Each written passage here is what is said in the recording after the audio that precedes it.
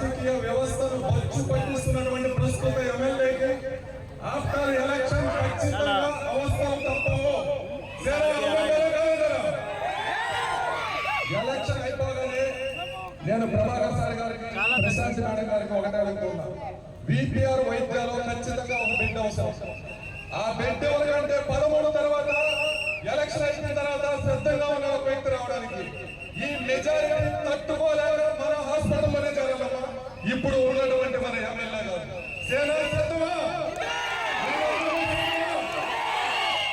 50 రోజుల్లో ఒక్కటే చెప్తారు మీకు, జన సైనికులకు, తెలుగుదేశం నాయకులకు, బీజేపీ నాయకులందరూ కూడా దేవుడు ఇచ్చిన తల్లిదండ్రులు మనకి ప్రశాంత్ రెడ్డి గారు, ప్రభాకర్ రెడ్డి గారు. నా జీవితంలో ప్రత్యక్ష రాజకీయాలు చూశారు, పరోక్ష రాజకీయాలు చూశారు, ఎంతో మంది రాజకీయ నాయకుల ప్రసంగాలు చూశారు. ప్రతి ఒక్కరు అక్క చెల్లి అవ్వ తాత అంటారు. మొట్టమొదటిగా మీరంతా నా బిడ్డలు అన్నటువంటి ఏకైక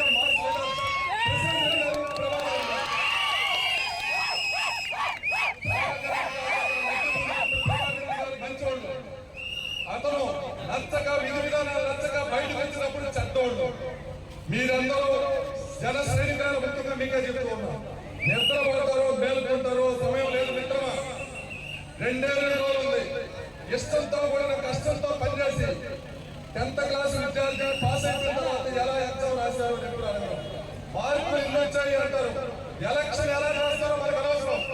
ఖచ్చితంగా ప్రతి గ్రామంలో మెజారిటీ రావాలి. మెజారిటీలో కీలక పాత్ర జనసేన సిద్ధమా? ఇక కుర్చీ మంట పెట్టేదావా?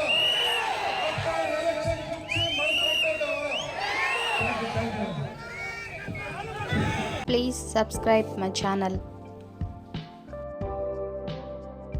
Please subscribe my channel.